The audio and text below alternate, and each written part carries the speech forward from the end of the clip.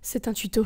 Oh non, j'y crois pas, elle refait des tutos. Mon dieu, mais quelle folle. Le tuto s'intitule Comment faire des dégradés avec des Copics. Bon, ça pourrait aussi s'appliquer à des pro marqueurs. Mais comme Copics c'est plus cher et plus populaire, bah on va faire sur ça. Toi qui regardes cette vidéo, tu te dis non mais c'est trop compliqué de faire des dégradés avec des feutres. Ouais, mais pas des feutres à alcool, c'est quand même un autre monde. Mise en garde, c'est un tuto amateur, je ne revendique aucune technique. Vous avez le droit de faire comme vous voulez, encore une fois. Mais c'est une technique que je fais qui me donne des résultats plutôt satisfaisants. À vous de juger. Comme les dégradés en existent à l'infini, je vais pas en faire non plus 1 million, je vais en faire simplement 5 et c'est à peu près les mêmes couleurs que je retrouve souvent sur Instagram. Des dégradés avec plusieurs niveaux de difficulté que j'ai qualifiés de simple à complexe, voilà, et il y a aussi intermédiaire au milieu. Bon, j'avais pas envie de vous faire des dégradés sur des petits carrés comme la plupart des vidéos le font, donc je me suis dit pourquoi ne pas faire un œil, comme ça vous mettra tout de suite en situation pour voir un peu ce que ça rend dans un dessin final. C'est un petit peu plus ludique, voilà, parce que bon, moi je m'en suis tapé plein des vidéos avec des dégradés dans des petits carrés, voilà, c'est pas que c'est chiant, mais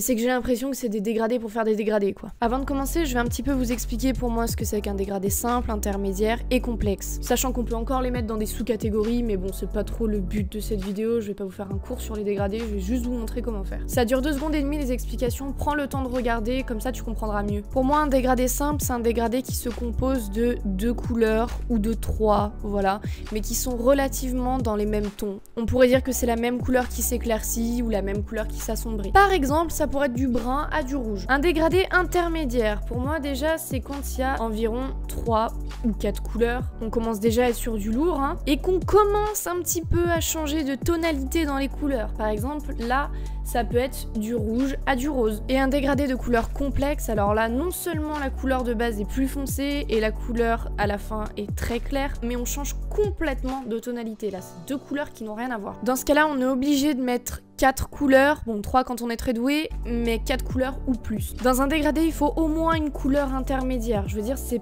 pas possible d'arriver aux extrémités sans avoir au moins une couleur de jonction. Sauf si les couleurs sont relativement proches en termes de contraste, de teinte et de luminosité. Voilà, mes 5 yeux sont faits, ils ne se ressemblent pas du tout, ce qui prouve bien que je ne suis pas un robot, et on va faire un dégradé de la couleur la plus foncée à la plus claire. Au début, je voulais vous montrer toutes mes couleurs comme ça, mais je me suis rendu compte que c'était une vraie galère, alors je vais vous les écrire, tout simplement. Avec ces 3 couleurs-là, on peut presque qualifier le dégradé de complexe parce qu'on part d'un bleu foncé, on arrive à un jaune clair, et pourtant c'est pas si compliqué que ça de faire ce dégradé.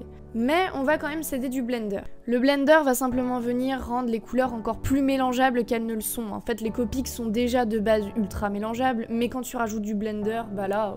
ça va, hein. Une fois que tu as appliqué le blender dans la zone de jonction des 2 couleurs, voilà, tu appliques ta première couleur, donc qui va être ton sky, donc ton bleu foncé. Et là, tu te rends compte, mince, qu'en appliquant ton autre couleur, le frost blue, eh ben, ça ne se mélange pas du tout. Qu'est-ce que tu fais? Réponse A, tu pleures. Réponse B, tu pleures. Réponse C, tu prends ta vie en main. La réponse C, c'est la bonne réponse. Il faut que tu agisses super rapidement parce qu'il ne faut pas que les marqueurs sèchent. Tu reprends ta couleur 1 et tu la fonds avec ta couleur 2 en faisant des petits traits très légers. Ensuite, tu prends ta couleur 2 et tu viens faire exactement la même chose. Voilà.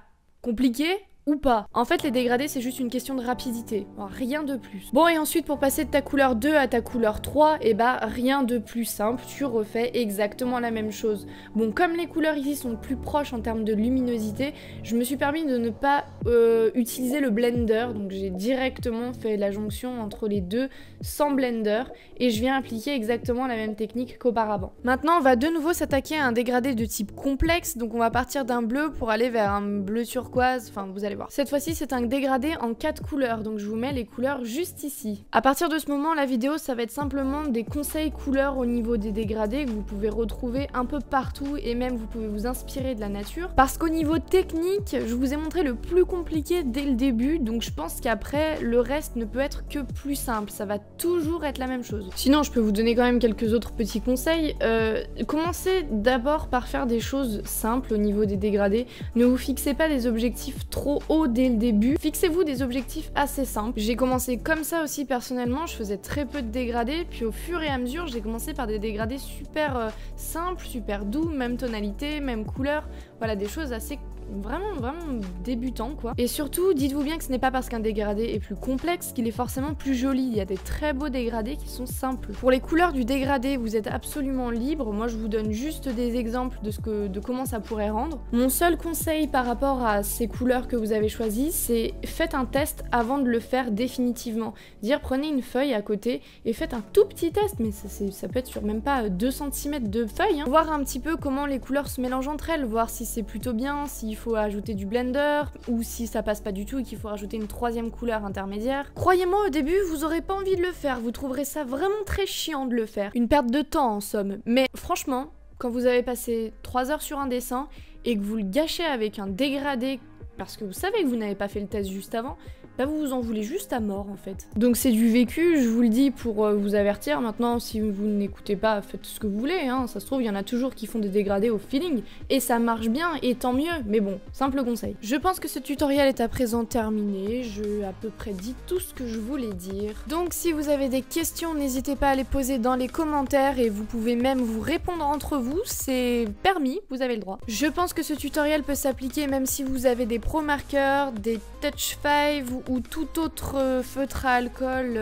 qui pourrait être susceptible de vous faire des dégradés. Je pense que la technique est à varier un tout petit peu selon le type de feutre à alcool que vous utilisez, mais bon, ça doit pas différer beaucoup. Ah oui, dernier conseil, faites-vous des fiches références de couleurs quand vous avez des feutres à alcool, parce que du coup, vous trouverez les couleurs beaucoup plus rapidement, mais c'est un gain de temps. Moi, j'aime pas perdre mon temps, et c'est vrai qu'au début, je cherchais beaucoup toutes mes couleurs, et j'arrivais pas, donc j'ai fini par faire une fiche de couleurs, et là, je gagne un temps pas possible et c'est génial. Il faut aussi savoir quand un feutre à alcool sèche, il n'a plus exactement la même couleur que lorsqu'il est humide, donc c'est aussi un moyen de vous référer sur la couleur finale que ça rendra. Ce tutoriel est dès à présent terminé, j'espère qu'il vous a plu. Pourquoi on dit ça? En fait, je m'en fiche qu'il vous ait plu ou pas, c'est juste une aide. Encore une fois, c'est ma façon de faire, libre à vous de faire ce que vous voulez, et j'attends de pied ferme la team premier degré dans les commentaires qui sera là pour critiquer mon tutoriel et dire que j'étale simplement mon savoir. Je vous laisse donc avec la fin de la vidéo qui est un bonus, hein, juste pour vous montrer comment je termine les yeux, et c'est tout. Voilà, je me casse. Ciao.